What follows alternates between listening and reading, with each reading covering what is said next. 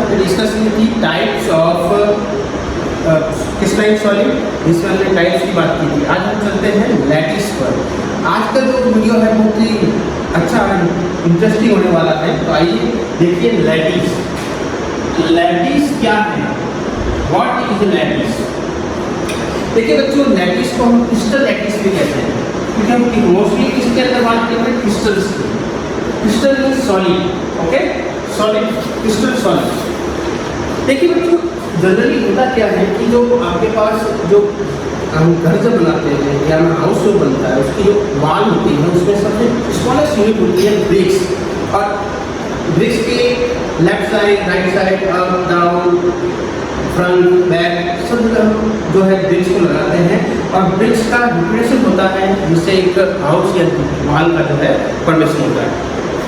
तो same to same यहाँ पर भी क्या है, इसी तरह मैं आपको पहले कहा था जब वीडियो शुरू किया था कि ये सॉलिड स्टेट एक इमेजिनरी वीडियो है, जहाँ पे आपको इमेजिन करना पड़ेगा ऐसा सॉलिड स्टेट के अंदर कि ऐसा होता है। ओके, तो देखिए बच्चों, सबसे पहले डिस्कस करते हैं क्रिस्टल। सबसे पहले क्रिस्टल की डेफिनेशन, यहाँ पे लैटिस क्रिस्टल जो है इसकी डेफिनेशन देखते हैं। डेफिनेशन क्या है बच्चों कि रेगुलर अरेंजमेंट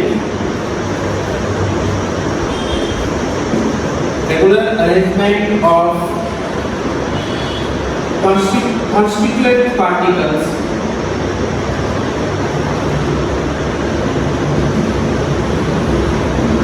पार्टिकल्स कौन से होते हैं बच्चों? Constituent particles. जैसे हमने नेक्स्ट क्लास में बात की थी, आयन्स, एटम्स, मॉलिक्यूल्स, इसमें कॉन्स्टिट्यूएंट पार्टिकल्स होते हैं। तो कॉन्स्टिट्यूएंट पार्टिकल्स जो होते हैं, इनका अगर 3 डायमेंशन में अरेंजमेंट होता है तो उसे हम कहते हैं लैटिस। तो constituent particles in 3D, D means dimension, 3 dimension. Okay, next अगर हम नेक्स्ट एक और डेफिनेशन लेंगे यहाँ पे, तो ये बन सकती है कि regular arrangement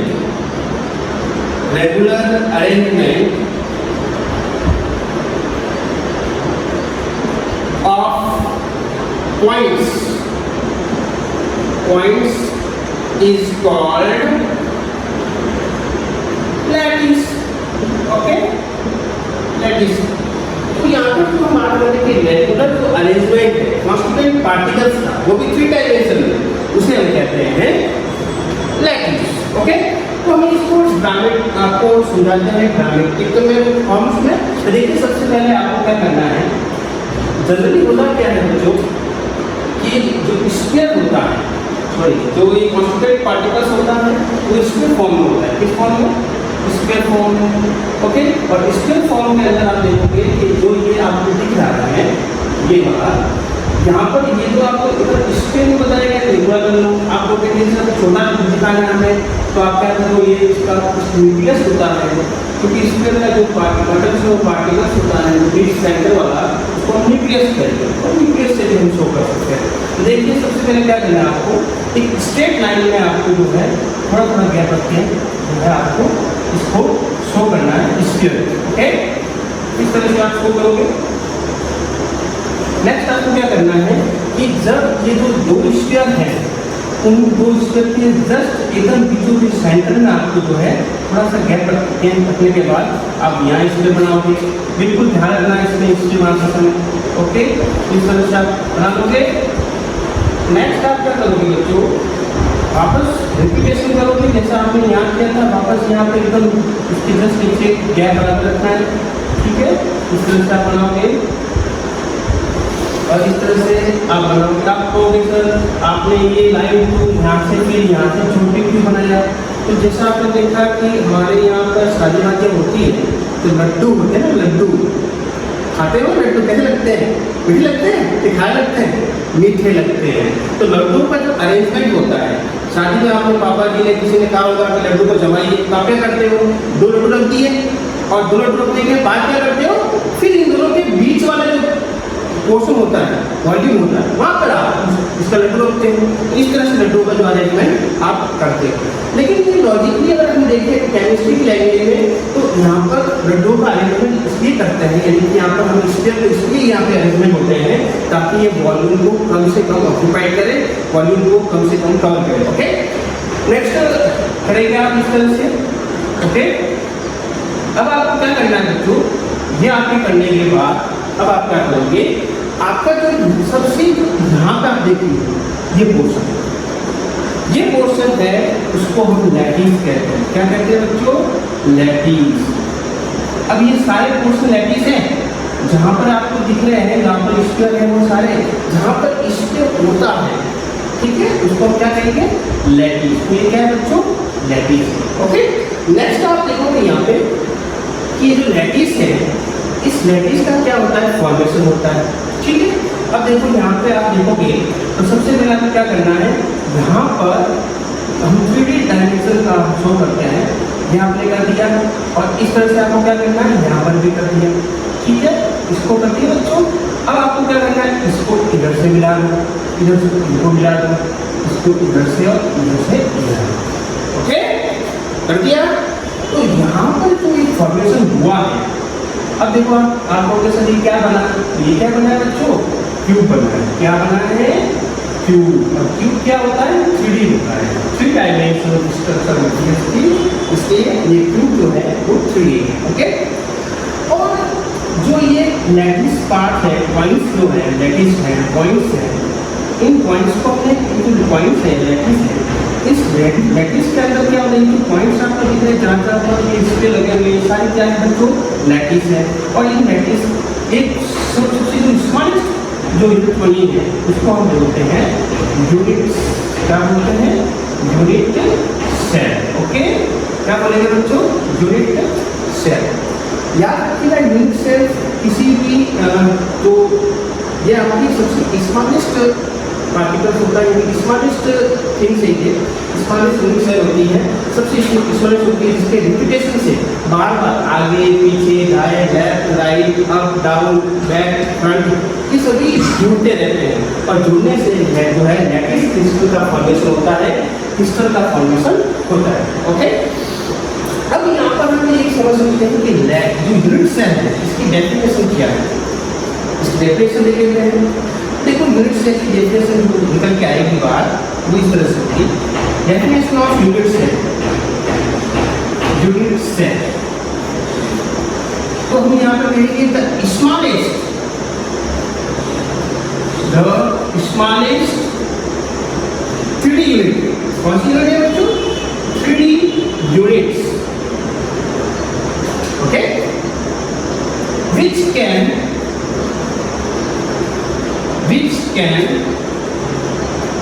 form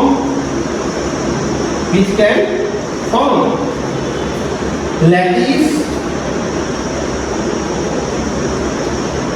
after repetition। Okay बच्चों,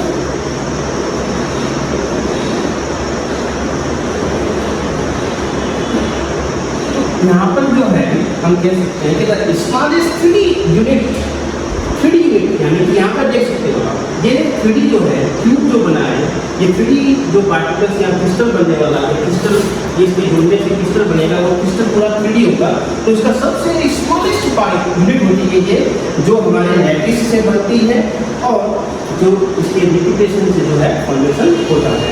ओके, तो आपको समझ आया बच्चों? क्या समझ आया कि ये जो आपके पास जो पार्टिकल्स, स्पिन वाले पार्टिकल्स हैं, वो लैटिस है, पॉइंट्स है, और इनके और ये जो सबसे यूनिट्स दिख रही है उसको स्मॉलेस्ट यूनिट, उसको यूनिट सेल का है, इसका रिपीटेशन होता है। देखिए कैसे रिपीटेशन होता है, अब यहाँ से आगे बढ़ेगा, यहाँ से गिरिए, ओके, यहाँ से इस तरह से इधर, ठीक है, इस तरह से और इस तरह से, तो फिर आपका सेकेंड इस तरह से, ठीक है ना। देखो आप दिखा ना हमारा बच्चों, ये देखिए इस तरह से।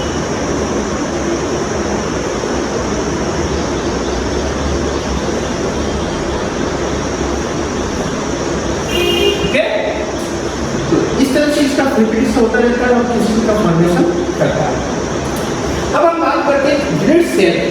How many types of grid cell? Grid cell के कितने टाइप्स होते हैं और एक ग्रिड सेल अपने पास कितना एटम रखती है? ओके, यूनिट सेल जो है, number of atom per unit कितना होता है वो भी हम डिस्कस करेंगे।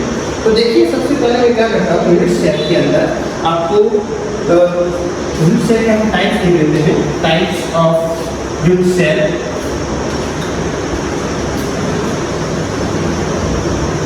Types of unit cell.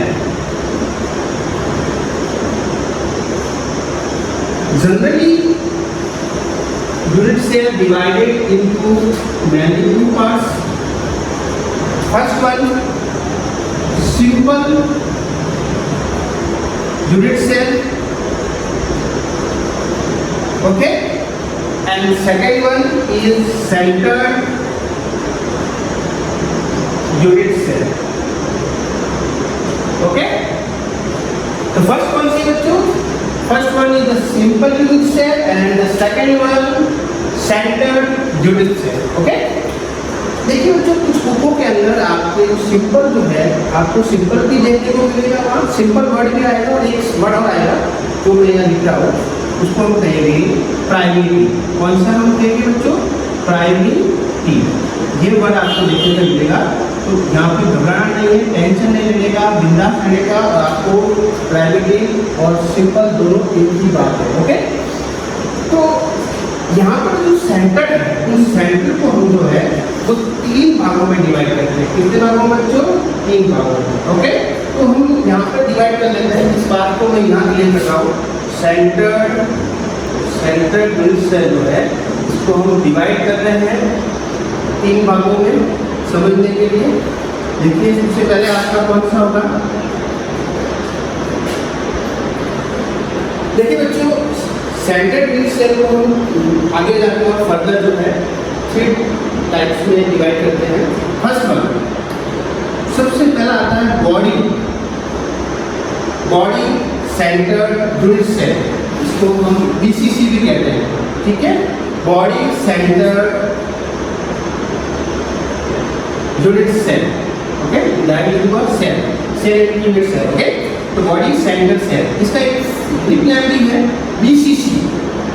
आप जब हम आगे बात करेंगे तो मैं BCC कहूँगा, बॉडी सेंटर्ड सेल कह भी सकता हूँ, लेकिन मैं जब वर्ड का यूज करूँ BCC तो आपको सुना है कि सर किसके बारे में बात कर रहे हैं? Body centred cell. It's true और नॉट? ओके। नेक्स्ट आपका जो होगा वो होगा बच्चों आपका बॉडी हो गया। नेक्स्ट होगा आपका फेस सेंटर्ड सेल, ओके। देखो बच्चों यहाँ पर जो हम डिस्कस करेंगे इसको शॉर्ट में बोलेंगे FCC। क्या बोलेंगे? FCC, face centred cell. और अब आपको सर इसको क्या बोलोगे? SCC। क्या बोलेंगे? SCC, simple unit cell, okay, SCC, या फिर इसको सिंपल क्यूबिक सेल भी कहते हैं, इसके SCC का भी हम करते हैं। नेक्स्ट आपकी इसके अंदर आएगा, इसको हम नेक्स्ट तीसरा जो आपका होगा वो होगा एंड यूनिट्स या end centred unit cell, okay. तो इसको ECC बोलेंगे। क्या बोलेंगे बच्चों? ECC। अंडरस्टूड? तो इस तरह से हमने अभी डिस्कस किया टाइप्स ऑफ यूनिट सेल के बारे में। जनरली जो टाइप्स ऑफ यूनिट सेल है उसको हमने 2 भागों में डिवाइड किया, मेनली सिंपल यूनिट सेल जिसको हमने प्राइमरी यूनिट सेल का, सेकंड जो आपका है वो है सेंट्रल यूनिट सेल जिसको मैंने आगे जाके फर्दर इस साइड पे मैंने जो है इसका एक्सप्लेनेशन किया है कि सेंट्रल यूनिट सेल को हमने 3 भागों में डिवाइड किया, mainly body centre cell, face centre cell और एंड सेंटर सेल। अब हम यहाँ पर जनरली ये होता क्या है तो मैं आपको जो है आगे बता रहा हूँ, आप देखिएगा। Types of unit cell and number of atom per unit cell. अभी जो हमने डिस्कस की थी यूनिट सेल के बारे में, टाइप्स ऑफ यूनिट सेल, जिसमें हमने देखा था मेनली 2 टाइप्स होती है, सिंपल यूनिट सेल और सेकेंड था सेंटर, जिसमें हमने 3 भागों में डिवाइड किया था, बॉडी, फेस एंड एंड। अब हम उनके बारे में स्ट्रक्चर, उसकी क्या जो है स्ट्रक्चर होगी और उसका नंबर ऑफ एटम क्या होगा पर यूनिट सेल, ओके, इसके बारे में डिस्कस करते हैं। आइए सबसे पहले बात करूँगा सिंपल सेल के बारे में, ओके। सिंपल यूनिट सेल बच्चों जनरली होता क्या है आप सभी को मालूम है कि यूनिट सेल जो होती है, सिंपल यूनिट सेल, इसका फॉर्मेशन अगर हम बात करूँ कि एक atoms 8 atoms stay at the position of the corner. उनकी जो उनकी पोजीशन होती है वहाँ पर होती है कॉर्नर पर। 8 एटम उनके 8 कोनों पर 8 कॉर्नर पर लगे होते हैं। तो देखिए किस तरह से लगे होते हैं, जैसे कि आपको मैं बता दूँ यहाँ पे एक जनरली हम फॉर्मेशन करते हैं कि आप देखिएगा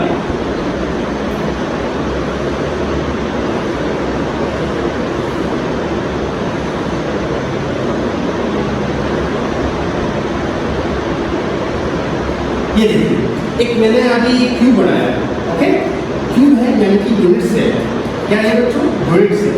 यूनिट सेल जो होती है उसके 8 कॉर्नर होते हैं। कॉर्नर कितने होते हैं बच्चों? 8 कॉर्नर। और मैंने कॉर्नर बना दिया, कॉर्नर आर देयर, कॉर्नर कितने होते हैं बच्चों? काउंट कीजिए, देखो 1 2 3 4 5 6 7 and 8। कितने कॉर्नर हो गए बच्चों? 8 कॉर्नर। तो 8 कॉर्नर हो गए, ओके। अब फेस कितने बच्चों इसके? फेस काउंट कीजिए। फेस अभी मैं क्लियर कर देता हूँ उसी के अंदर फेस के बारे में। फेस कितने बच्चों? देखिए एक फेस तो मेरे सामने वाला है, ये देखिए ये पोर्शन दिख रहा है आपको, ये वाला फेस जो है वो मेरी साइड का है।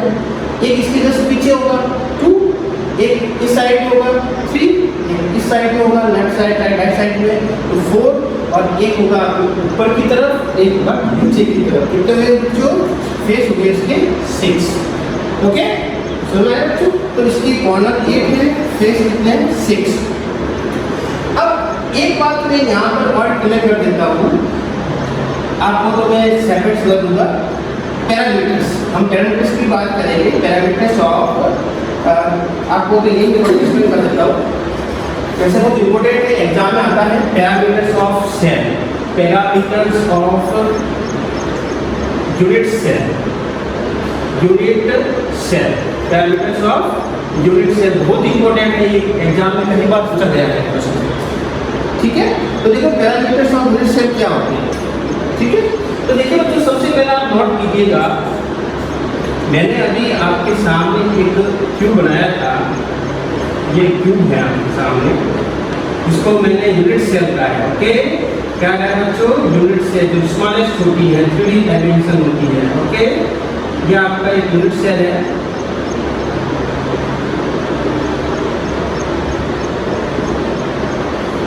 इसके अंदर आप बोर्ड से देखिएगा, ये वाला जो पोर्शन है यहाँ से किसी को भी नहीं लीजिए, ये ले लीजिए, ये ले लीजिए, जनरली मैं आपको एक्सप्लेन कर सकूँ इसलिए मैंने ये लिया है, ओके।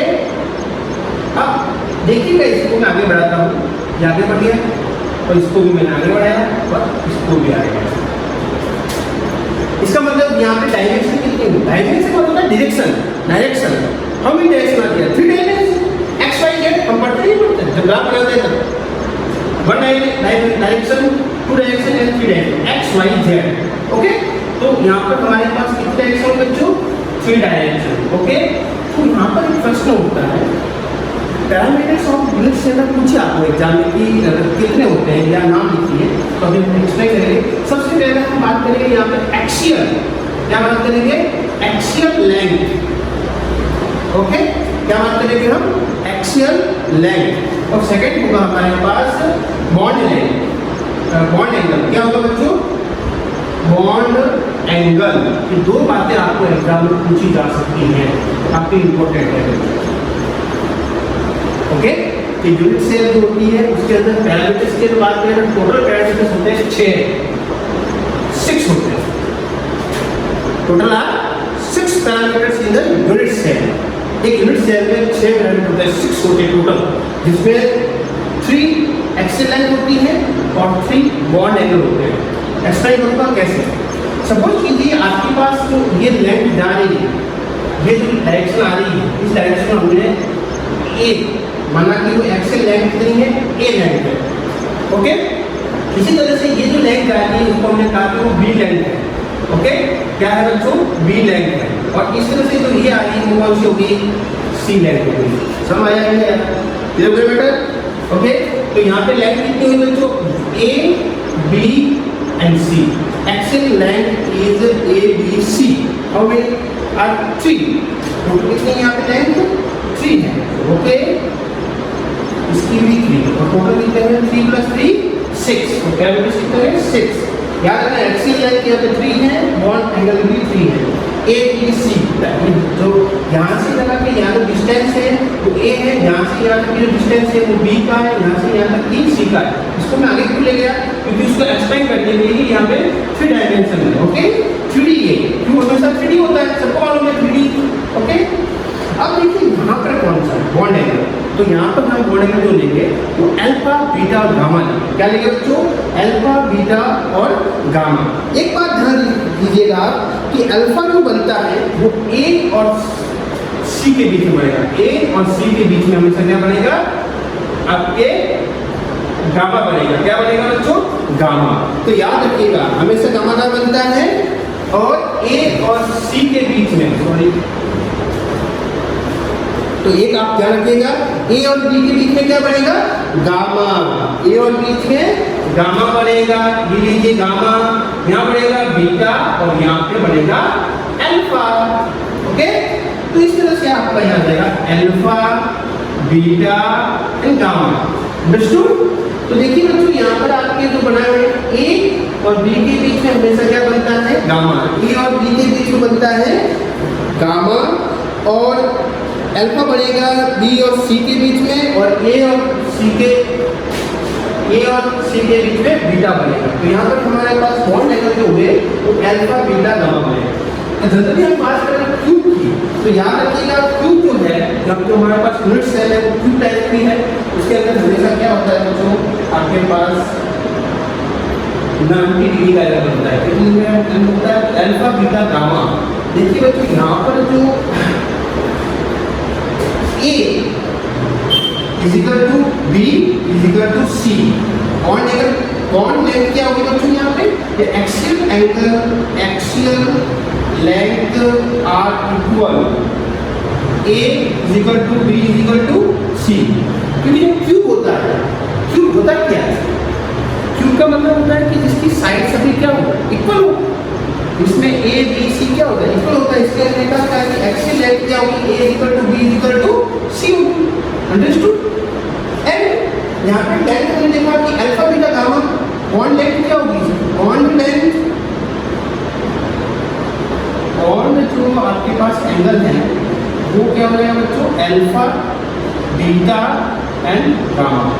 तो ये क्या एक दूसरे क्या हो गए इक्वल हो गए और किसके बराबर हो गए 90 डिग्री के हो गए। ओके तो अब एक बात हम ध्यान रखनी है आपको कि सिंपल यूनिट सेल या प्राइमिटिव यूनिट सेल जो होती है जो वो हमेशा एक कॉर्नर पर एक एटम लगे हुए रहते हैं। ठीक है तो हमें प्रश्न उठता है आपको समझ आ गया इसकी डेफिनेशन एक कॉर्नर पर एक एटम लगे हुए रहते हैं उसको हम बोलते हैं सिंपल यूनिट सेल। अब प्रश्न आता है कि नंबर ऑफ एटम्स कितने हैं number of atoms per unit cell. Okay इस पूरी यूनिट सेल की अगर बात करें तो कितने यूनिट के कितने ये जो एटम है ये बराबर ये कवर कर रहा है। तो देखिए इसके लिए सूत्र क्या है how many atoms are there total atom कितने हैं यहाँ पे 8 एटम है। ये लिखिए आप 8 एटम। ओके मल्टीप्लाई बाय अब 1 एटम का कंट्रीब्यूशन कितना है 1 एटम का कंट्रीब्यूशन कितना है।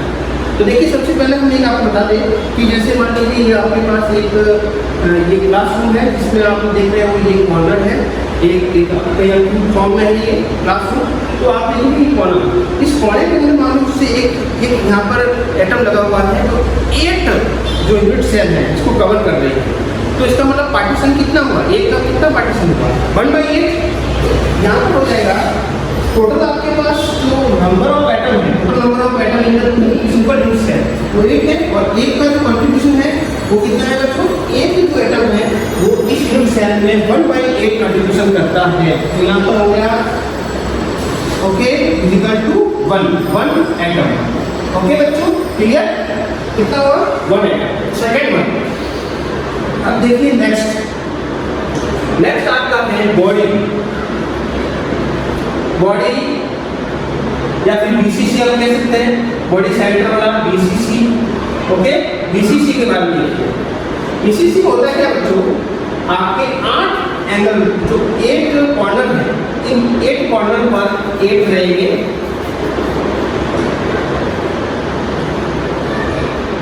ओके,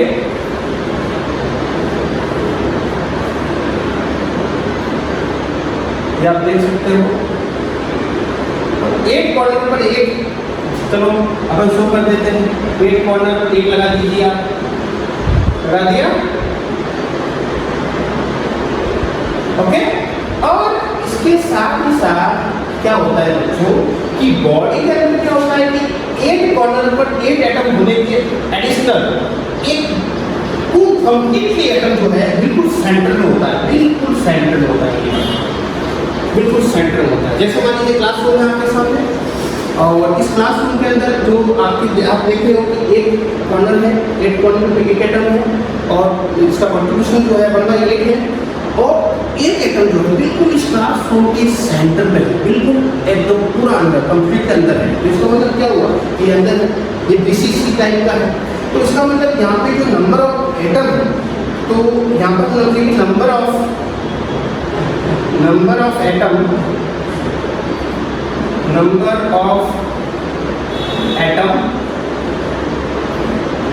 पर यूनिट सेल, ओके। तो सबसे पहले देखिए बच्चों, यहाँ पर आप निकालोगे तो कितने एटम है बच्चों टोटल कॉर्नर पर? 8 कॉर्नर, ये लीजिए 8 कॉर्नर में 8 एटम है, और एक एटम का कितना कंट्रीब्यूशन हो रहा है यहाँ पे? मैंने कहा था 1/8 होगा, क्योंकि एक एटम को 8 जो यूनिट सेल कवर कर रही है तो 1/8 हो जाएगा। प्लस हम प्लस करेंगे क्योंकि यहाँ पर जो ये यूनिट सेल है, ये जो एटम है वो कंप्लीट के अंदर है, तो यहाँ पर 1 हो जाएगा, क्योंकि कंप्लीट के अंदर ही है। तो 8/1 इस तरह से क्या हो गया, 1 + 1 = 2 एटम। तो यहाँ पर 2 एटम हम तो टोटली जो है वो ऑक्यूपाइड करते हैं, राइट। नेक्स्ट देखिएगा face FCC, okay, face centred cell FCC। इसके अंदर क्या होता है बच्चों, आपके सामने जैसे ये अभी मैं आपको सामने बना दिया, ओके। इसके अंदर 8 कॉर्नर पे 8 टू होगी,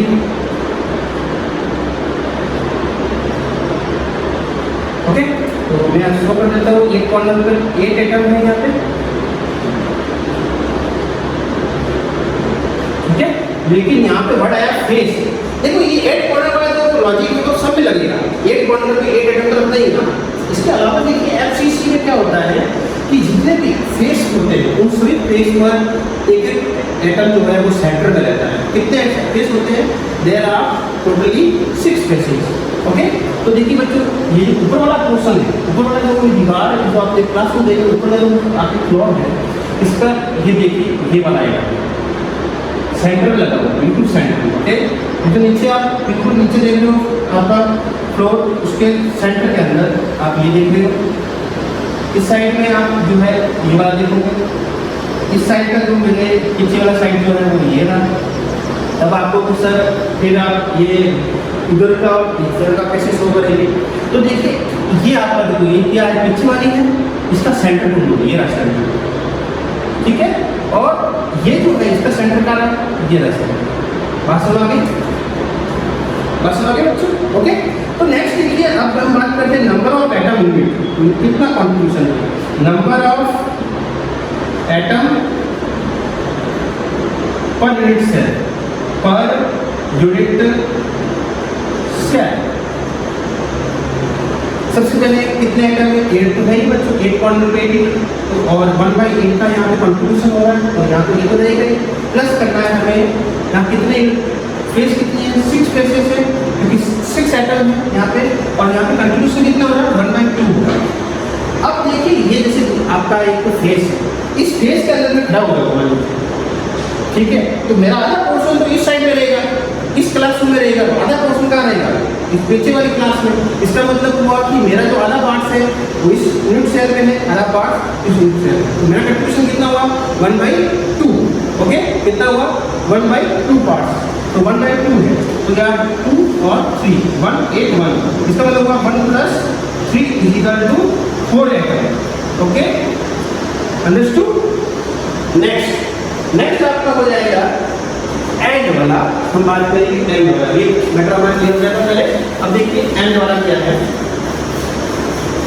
तो ये पैरामीटर्स ऑफ यूनिट सेल का याद रखना बहुत इंपॉर्टेंट है। ये एग्जाम में क्वेश्चन आता है और ये भी इंपॉर्टेंट है कि कौन सा एटम जो है आपका, कौन सा यूनिट सेल जो है कितने एटम्स आपके पास रखता है। ओके, परमिट कितना होता है। नेक्स्ट हम बात करते हैं ECC. Okay, end cubic cell या सेंट्रल सेल। अब जो इसके अंदर क्या होता है, जनरली आप जब उसको बनाएंगे तो आपको ऐसा बनाना है।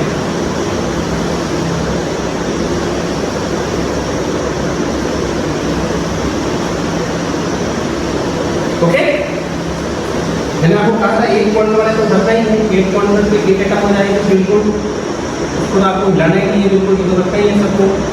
ओके, नेक्स्ट जो इम्पोर्टेंट बात है वो है बच्चों की ईसीसी में क्या होता है कि कोई भी आप एनी टू फेस ले लीजिए, लेकिन याद रखिएगा ऑपोजिट होनी चाहिए। वहाँ पे आप दो एटम को रख दीजिए। मान लीजिए मैं एक एटम को यहाँ रखता हूँ, तो इसकी ऑपोजिट साइड कौन सी है, ऑपोजिट फेस कौन सी है बच्चों, ये है क्या? नहीं, ये होगी। नहीं, ये होगी। हाँ, ये होगी बच्चों, ठीक है। तो जस्ट इसके सामने वाली ऑपोजिट साइड जो है, ऑपोजिट जो फेस है, उस पर कोई भी दो पर आपको दो एटम रखने हैं। ओके, आप देखो अब ये बच्चा कहेगा कि सर मैं तो नहीं रखूँगा ऐसे, तो भाई इसकी मर्जी। ये नहीं रखेगा तो क्या रखेगा, ये रखेगा। ओके, ये इधर जस्ट इसके सामने वाला रखेगा। अब देखो ये पढ़ा कह रहा है कि मैं ऐसे नहीं रखूँगा। अरे भाई पढ़ा की मर्जी, ये ऐसे नहीं रखेगा तो ये ऐसे रखेगा। ये कैसे रखेगा, अपने बात की ऊपर नीचे की दाएं बाएं की, अब क्या होगा सामने। तो देखो ये जस्ट पीछे वाले की और जस्ट सामने वाला का ऐसे रख देगा।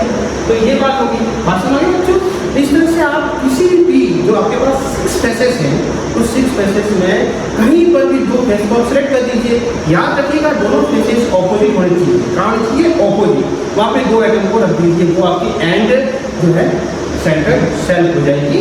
ओके, तो ये आप रख दें। अब हम बात करते हैं number of atom per unit cell. Okay, तो आप देखेंगे यहाँ पे 1/8 मल्टीप्लाई बाय 1/8 8 एटम है और 1/8 का कॉन्ट्रीब्यूशन रहेगा। यहाँ पे प्लस करेंगे हम। देखो कितने हैं बच्चों, एटम कितने हैं, 2 एटम है। There are 2 atoms only. यहाँ पे 6 था, यहाँ 2 है। और ये कंट्रीब्यूशन कितना है, 1/2। जो फेस के होते हैं उनका कंट्रीब्यूशन 1/2 होता है, क्योंकि यहाँ पर जो फेस में होगा आधा पार्ट इधर होगा, नेक्स्ट पार्ट इधर सेल में होगा, राइट। इस तरह से कितना होगा 8 8 1 2 2 2 1 + 1 = 2 एटम। तो इसका भी कितना होगा बच्चों, 2 एटम होगा। तो इस तरह से बहुत इंपॉर्टेंट है, इसको आप नोट करें। फिर हम नेक्स्ट पार्ट बात करते हैं। System crystals in the form of simple and second unit cell के बारे में डिस्कस करेंगे। ब्रेविक साइंटिस्ट जो था मैथमेटिशियन, उसने 14 जो है क्रिस्टल सिस्टम बताए थे और जनरली जो है वो 7 होते हैं।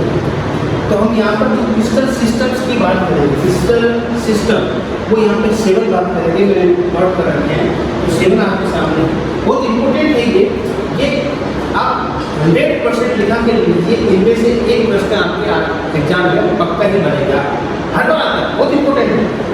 कभी लाइन को लेकर आता है, कभी एंगल्स को लेकर, कभी एग्जाम को जो है वो आपके पता नहीं बोलता है, काफ़ी इंपॉर्टेंट है। तो आपको एक बार इसको जो है याद करना है, काफ़ी इंपॉर्टेंट है। एक बार देखिए है क्या आपकी। सबसे पहले हमारे पास क्रिस्टल सिस्टम है, तो ये 7 क्रिस्टल सिस्टम को मैंने लगा दिया। पहला है क्यूबिक। क्यूबिक तो आप जानते हो, ठीक है। और इसके अंदर जो एक्सियल डिस्टेंस होती है आपका या फिर लेंथ जो होती है A = B = C। अब आप लोगों सर ABC क्या है, एल्फा गामा क्या है, तो मैंने जो है डिस्कस कर चुका हूँ कि यहाँ पर जो पैरामीटर्स होते हैं, पैरामीटर्स ऑफ यूनिट्स है, वो यहाँ पर ये है। ये पैरामीटर्स यहाँ पे आपके एक्सियल डिस्टेंस को लेकर होती है, लेंथ को लेकर, और फिर एक्सियल एंगल्स को लेकर। अगर ABC तीनों ही एंगल लेंथ डिस्टेंस इक्वल होगी, तीनों इक्वल होगी, और उसका जो बॉन्ड एंगल है अल्फा बीटा गामा का वो अगर 90 डिग्री के इक्वल हो तो वो क्यूबिक सेल जो है, जो आपका जो यूनिट सेल बनेगी, तो यूनिट सेल या क्रिस्टल सिस्टम जो है वो क्यूबिक फॉर्म का होगा। कौन सी फॉर्म होगा बच्चों, बेसिक फॉर्मूला। इसके अंदर जो एग्जांपल्स आते हैं वो है पोटेशियम क्लोराइड और सोडियम क्लोराइड। ओके, ये दोनों आयंस हैं, बहुत इंपॉर्टेंट है, हमने डिस्कस कर चुके हैं पोटेशियम क्लोराइड और सोडियम क्लोराइड। नेक्स्ट हम बात करते हैं टेट्रागोनल। गोनल का मतलब होता है गैप, घर बनते हैं, चार घर बनते हैं इसमें, टेट्रा में चार घर, ठीक है। तो इसकी स्ट्रक्चर पे डिपेंड करता है कैसे क्या मिलेगा। इसकी जो टेट्रागोनल होता है इसके अंदर जो एक्सियल डिस्टेंस होती है ए और बी तो क्या होती है, इक्वल होती है। ए और बी की डिस्टेंस इक्वल होती है, लेकिन सी जो है वो इक्वल नहीं होती है। मान लीजिए अगर ए और बी 4 सेंटीमीटर है तो सी जो है वो 4 सेंटीमीटर नहीं होती, वो कोई कम भी हो सकती है, ज़्यादा भी हो सकती है। ओके, इस तरह की जो शेप होती है उसको हम टेट्रागोनल कहेंगे। एक्सियल एंगल्स का जो होता है वो अल्फा बीटा गामा, जो यहाँ पे जो 3 पैरामीटर्स हैं एक्सियल एंगल्स को लेकर, बॉन्ड एंगल को लेकर, वो 90 डिग्री के एंगल होगा। देखिए यहाँ पे अल्फा बीटा गामा तीनों के तीनों 90 डिग्री से है। ओके, आप यहाँ पे एक शॉर्ट में याद कर सकते हैं CTO HRMT, अपने हिसाब से आप जो है सेटल करके याद कर सकते हैं CTO HRMT। एक फॉर्मेशन कर लो, आप उसको याद कर लो किस तरह से, तो क्यूबिक, टेट्रागोनल, ठीक है, फिर ऑर्थोरोम्बिक, हेक्सागोनल, फिर है आपके रोबोहेड्रल, मोनोक्लिनिक, ट्राइक्लिनिक, इस तरह से आपको याद करना है। और ये शॉर्ट फॉर्म में याद करना, और फिर इस तरह को इसमें ABC को किया, फिर इधर से आपको कम करना है, फिर दोनों को करना है, फिर वापस इधर से शुरुआत करनी है, फिर वापस दोनों करके फिर दोनों को इक्वल करना है। इस एक सिस्टम है जो आपको माइंड में सेटअप करना पड़ेगा, इसको लर्न करना पड़ेगा, तब जाके आप इसको याद कर पाओगे और आपको एग्जाम में इसका अच्छी तरह से कर पाओगे। ये आपके 1 नंबर का सवाल, 2-3 नंबर का क्वेश्चन जो है आपके अंदर आता है। तो टेट्रागोनल में ये A इक्वल टू B और नॉट इक्वल टू C, और दो एंगल जो भी दो डिस्टेंस है, वो डिस्टेंस है वो इक्वल रहेगी, एक डिस्टेंस है डिफरेंट हो जाएगी। बॉन्ड एंगल जो होगा बच्चों याद रखिएगा, अल्फा बीटा गामा तीनों के एंगल जो है 90 डिग्री का ही होगा। एग्जांपल इसमें टिन ऑक्साइड और टाइटेनियम ऑक्साइड का रहेगा, SnO2 TiO2, याद रखना इसको, एग्जांपल्स सबके दो याद रखने हैं। ओके, नेक्स्ट आता है आपके ऑर्थोरोम्बिक, इसका नाम है ऑर्थोरोम्बिक। तो ऑर्थोरोम्बिक कब बनेगा, ऑर्थोरोम्बिक फॉर्मेशन कब होगा, ये क्रिस्टल सिस्टम कब बनेगा, तो आप देखिए A equal to B equal to C, जब नॉट इक्वल टू होगा A not equal to B not equal to C, यानी कि यहाँ पर जो लेंथ होगी, डिस्टेंस होगी, वो A B और C तीनों की एक दूसरे से डिफरेंट है। मान लीजिए यहाँ 2 सेंटीमीटर है तो यहाँ पे 3 सेंटीमीटर हो सकती है, यहाँ पे 5 हो सकती है, डिफरेंट होगी सर, ऐसे कंडीशन होती है। और यहाँ पर जो एंगल होगा वो अल्फा बीटा गामा तीनों ही सेम रहेगा 90 डिग्री। और इस तरह से जब फॉर्मेशन होगा तो उसको हम बोलेंगे ऑर्थोरोम्बिक। इन तीनों की जो स्ट्रक्चर आपको देखनी है तो यहाँ पॉसिबल नहीं है इतनी स्ट्रक्चर आना, उस टाइम को देखते हुए मेजरमेंट को, इसलिए आप जो है आपके बुक पे दे रखे हैं सबकी स्ट्रक्चर, वो आप जो है वहाँ देख सकते हो किस प्रकार से जो है उनकी जो है बनती है। इसके अलावा आप देखिए यहाँ पर इसका नाम है पोटेशियम नाइट्रेट और इसका नाम है बैरियम सल्फेट, ठीक है। पोटेशियम नाइट्रेट और सोडियम नाइट्रेट में भी होता है, देखा हुआ इंडियन सॉल्ट होता है और चिली सॉल्ट होता है। नेक्स्ट आता है हेक्सागोनल। हेक्सागोनल में आप देखिए इसमें हेक्सागोनल में 6 होते हैं, सिंपल सी बात है, और हेक्सागोनल में 6 होते हैं, 1 2 3 और इस तरह से होता है, और इस तरह से आपको फिर इस तरह से ऊपर भी नीचे भी होता है, तो इस तरह से बनता है, और इस तरह से मिला के फिर वो जो है फॉर्मेशन होता है। आप देख सकते हैं कोई दिक्कत नहीं है, इस तरह से वो स्ट्रक्चर बनती है, और फिर 120 डिग्री का जो एंगल बनता है वो आपको सब क्लियर करता है। तो A इक्वल टू B, यहाँ पे A और B कोई भी दो, यहाँ पर जो पैरामीटर्स है उसमें कोई भी दो आपकी जो है इक्वल हो जाएगी, और एक जो है इक्वल नहीं होगी। इसी तरह से अपना जो अल्फा और बीटा जो एंगल बनेगा वो 90 डिग्री का हो जाएगा, लेकिन गामा जो है 120 डिग्री का होगा, ठीक है। मैग्नीशियम और जिंक ऑक्साइड इसके एग्जांपल हैं, जो ये आपके पास कंपाउंड है या मेटल है वो हेक्सागोनल स्ट्रक्चर बनाते हैं। फिर आप बात करते हैं रोबोहेड्रल। रोबोहेड्रल के ABC यहाँ पे डिस्टेंस इक्वल रहेगी, A equal to B equal to C, यहाँ पे तीनों की डिस्टेंस सेम रहेगी, लेकिन जो यहाँ पे एंगल बनेगा वो alpha equal to beta equal to gamma, इन तीनों का जो एंगल होगा वो नॉट इक्वल टू 90 डिग्री का एंगल नहीं बनेगा। यहाँ पे एक वर्ड आया है कैल्शियम कार्बोनेट, इसको हम कैल्साइट बोलते हैं। क्या बोलते हैं बच्चों? ये कैल्शियम कार्बोनेट जो होता है कैल्साइट, जैसे कैल्शियम कार्बोनेट जो है मार्बल भी होता है, मार्बल तो बना हुआ है कैल्शियम कार्बोनेट का बना हुआ है। जो अपन चौक जो मार्कर है, चौक को हम यूज करते हैं, पहले जो भी करते हैं बहुत स्कूलों में, तो चौक के जो ब्लैक बोर्ड होता है उसमें चौक को यूज करते हैं, वो भी जो है कैल्शियम कार्बोनेट की बनी होती है, तो इसको हम कैल्साइट कहते हैं। ओके, यहाँ पर एक वर्ड में लिखा है सिनेबार, CINEBAR, सिनेबार, याद रखिएगा सिनेबार, ये बहुत इंपॉर्टेंट है। सिनेबार जो है वो ores of mercury, ores of mercury, mercury का एस है और से, और इसका इंपॉर्टेंट है HGS, इसका फॉर्मूला होता है जो HGS है वो भी कौन सा है, जिसको रोबोहेड्रल जो है स्ट्रक्चर क्रिस्टल सिस्टम में आता है। ओके, नेक्स्ट है मोनोक्लिनिक। मोनोक्लिनिक में A = B, तो तीनों एक दूसरे के जो है वो इक्वल नहीं होते हैं। यहाँ पे जो अल्फा और गामा जो होता है वो 90 डिग्री के इक्वल रहता है, जबकि बीटा जो है 90 डिग्री के इक्वल नहीं होता है, ज़्यादा भी होता है कम भी होता है। तो इसके अंदर एक आता है Na2SO4.10H2, बच्चों ये इंपॉर्टेंट है, इसका एक नाम है ग्लूबर सॉल्ट, इसको हम बोलते हैं ग्लूबर सॉल्ट। ये हम जैसे वापस जो है आपके चैप्टर नंबर 2 में दे रखा है, वहाँ पर भी हम डिस्कस करेंगे। ग्लूबर सॉल्ट कहते हैं इसको, और इसका फॉर्मूला होता है सोडियम सल्फेट डॉट डेकाहाइड्रेट, इसको बोलेंगे सोडियम सल्फेट डॉट या सोडियम सल्फेट डेकाहाइड्रेट, इसको डेकाहाइड्रेट बोलेंगे। ओके, इस तरह से आपके क्राइटेरिया में कौन सा आते हैं कि इसमें ABC नॉट इक्वल, आपस में इक्वल नहीं होंगे, और यहाँ पे अल्फा बीटा गामा जो है वो तीनों के तीनों जो है वो 90 डिग्री के इक्वल नहीं होगा। एग्जाम्पल के लिए हम यहाँ पे ऑर्थोबॉरिक एसिड, ये ऑर्थोबॉरिक एसिड है H3BO3, याद कीजिए 11th क्लास में इसके बारे में डिस्कस किया था काफी विस्तार से, अभी लंबा इसके बारे में बातचीत कर रखी है 11th क्लास में। और यहाँ पर है पोटेशियम डाइक्रोमेट K2Cr2O7, तो पोटेशियम डाइक्रोमेट जो है ये भी हमने डिस्कस की थी, आपको याद होगी 11th क्लास में प्रैक्टिकल जो वर्क कर रहे थे उसके अंदर हम डिस्कस की थी पोटेशियम डाइक्रोमेट और ऑर्थोबॉरिक एसिड। ओके, तो इस तरह से ये जो है काफ़ी इंपॉर्टेंट है, इसको आप किसी भी हेल्प को इसको याद करें, ये एग्जाम की दृष्टि से आपके एग्जाम में प्रश्न से एक आएगा जो रखेगा आपको, उसको याद करिएगा। ओके।